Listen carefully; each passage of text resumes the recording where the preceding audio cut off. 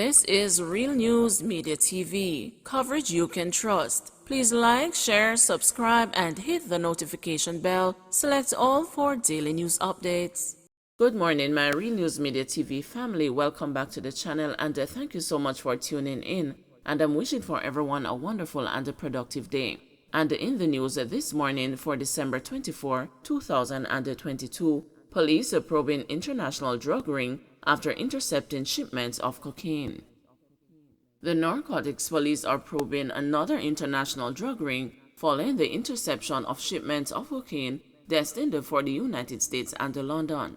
The news understands that cops on Thursday seized a shipment with an undetermined amount of cocaine at the Jamaica Post Central Sorting Office located in the cargo village at the Norman Manley International Airport.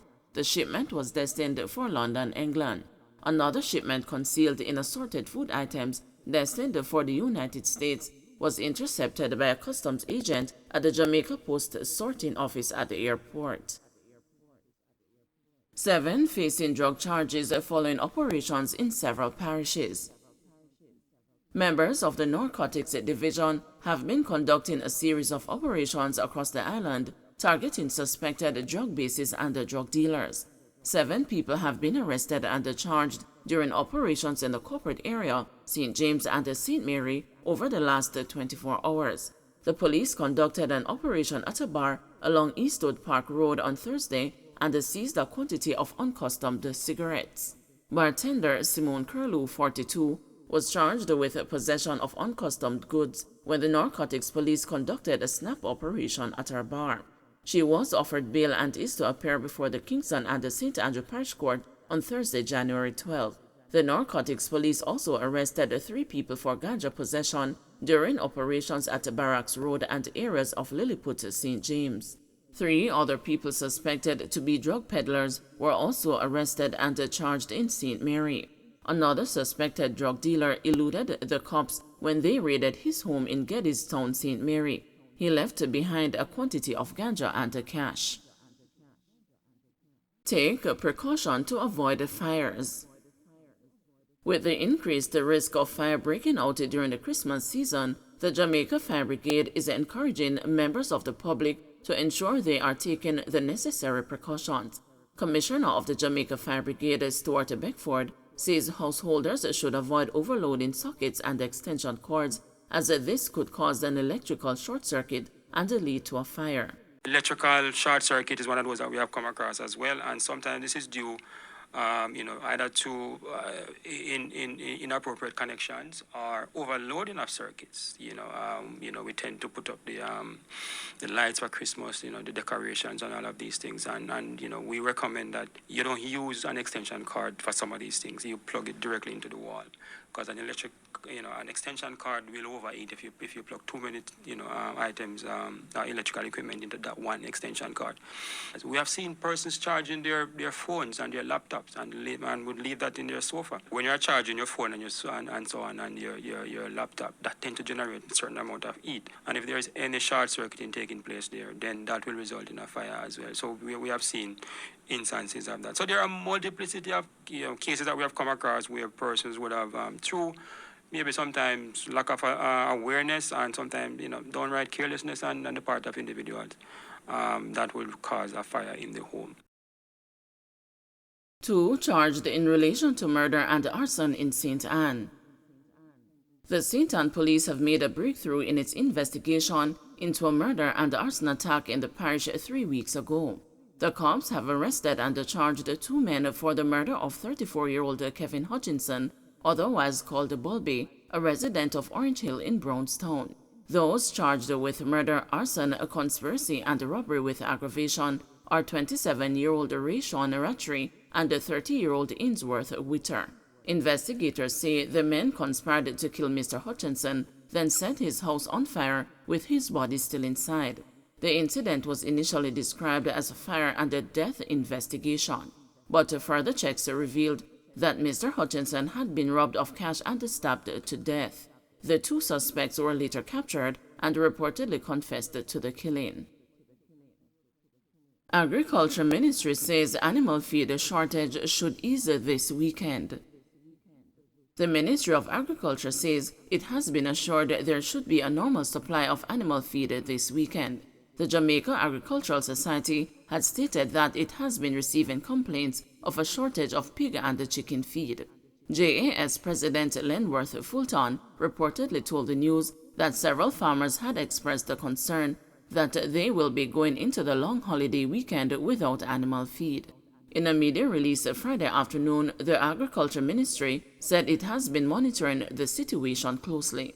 Our stakeholders have assured us, and we are satisfied, that the supply of feed is not significantly affected and the normal supply levels should be available by this weekend, it stated.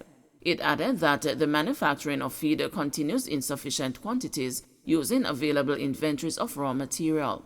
We reassure all stakeholders that we will continue to closely monitor the situation and will provide a timely update as the need arises, the ministry said. Families lose all possessions in suspected firebombing.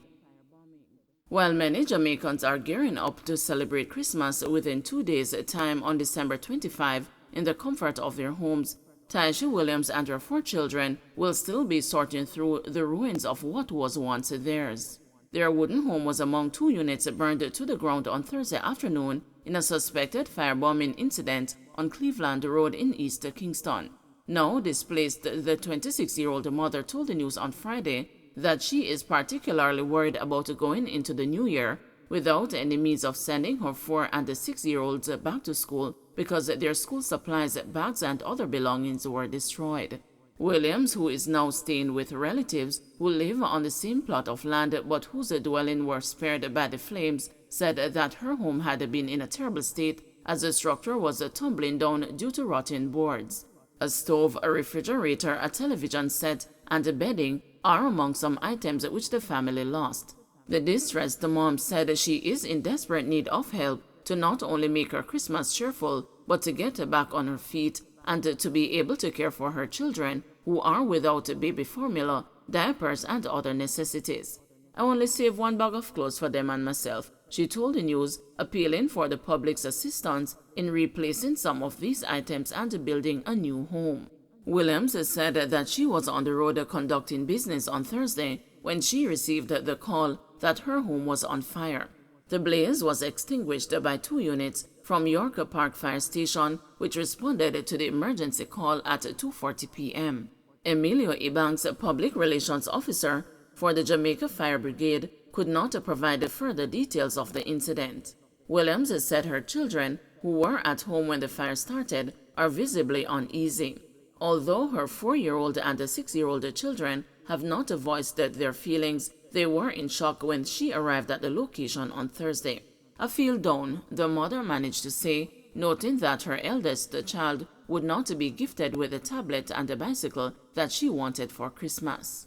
Residents of the area believe that the fire was deliberate. They lamented that despite gang warfare in the community causing them to increase the height of the way at the back of the premises some 6 months ago, and that along the neighboring lane of Malvern Avenue, they proved not to offer enough security.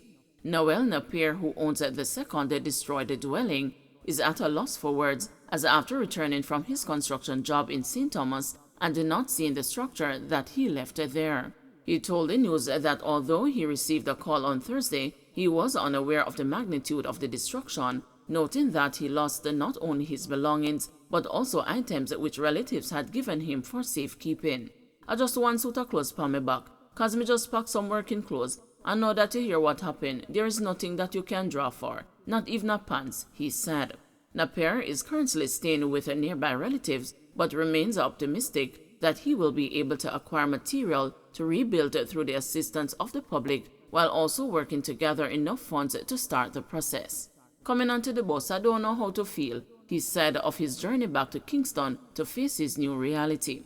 He said that alleged arsonist had previously attacked the yard within the past year, but not much damage was sustained because the explosive device fell on their concrete structure and the flames were put out by residents. "Me never did a look to see them coming back," he added, noting that criminals had become more daring to carry out such attacks in the daytime. The residents lamented that neither representatives from the Kingston and the St. Andrew Municipal Corporation North Kingston Eastern Member of Parliament Philip Polwell had visited to offer assistance. Don't forget to like, share, subscribe, and hit the notification bell. Select all for daily news updates.